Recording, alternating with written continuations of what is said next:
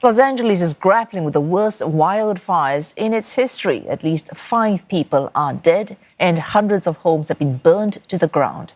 U.S. President Joe Biden has cancelled a planned trip to Italy to deal with the crisis, which is stretching California's resources and water supplies to the very limit. Ira Spitzer has more from L.A. Terrifying and anxious scenes continue throughout Los Angeles as a number of wildfires continue to burn throughout this city and county. For residents, it's been a nightmare scenario.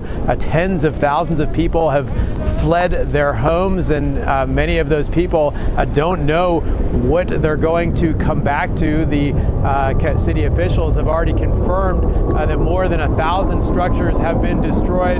That number could certainly increase as the scale of the damage becomes clear. And just when it looked like perhaps the weather conditions were shifting to make firefighting conditions more favorable, there was news of a new fire that had broken out in the Hollywood Hills. This fire actually very close to some well-known landmarks such as the Hollywood sign and Hollywood Boulevard. And there have been reports of some issues on the ground, including water not being readily available in some cases for firefighters battling the Palisades fire. That's one of the biggest fires here.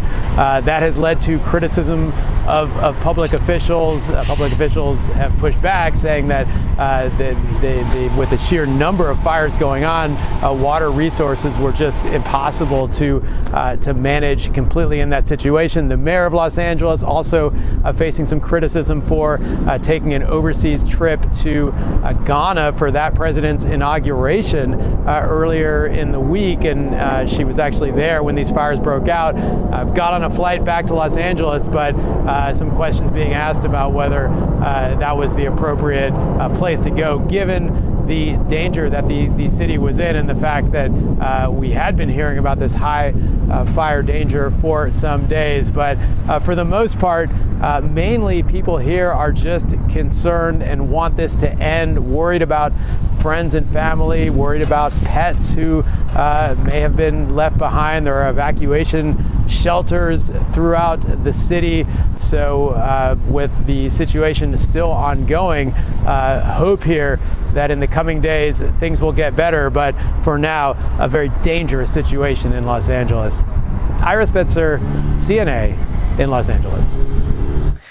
And those deadly wildfires are being fueled by fierce winds blowing from California's inner parts out towards the coast. Known as the Santa Ana, these warm and dry northeast winds develop when high pressure builds over the Great Basin, which covers parts of Nevada and Utah. The winds are then forced towards an area of low pressure like Southern California, sometimes reaching the strength of hurricanes. They move in the opposite direction to that of the usual onshore flow, which brings cool, damp air from the Pacific Ocean. Air is cooler at the Great Basin, which is at a higher elevation than Southern California. As the winds move downhill, they undergo compression and warm up. Mountain ridges and canyons act like a funnel. This allows winds to pick up speed. When the air descends into the deserts, it dries out even more, and that creates strong winds that intensify hot and dry conditions, making wildfires far more likely. California is grappling with at least 6 major wildfires that are at this point mostly uncontained. The Palisades fire, currently the largest, spans nearly 7,000 hectares. It has destroyed at least 1,000 structures, making it the most damaging ever recorded in Los Angeles County.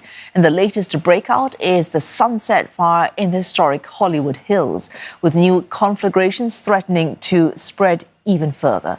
While strong winds and scant rain are the main factors driving these wildfires, experts say climate change has also altered underlying conditions, making disasters like this one more likely and, when they do happen, more intense. Global warming is having an effect in terms of it's changing the way the storms and the climate moves.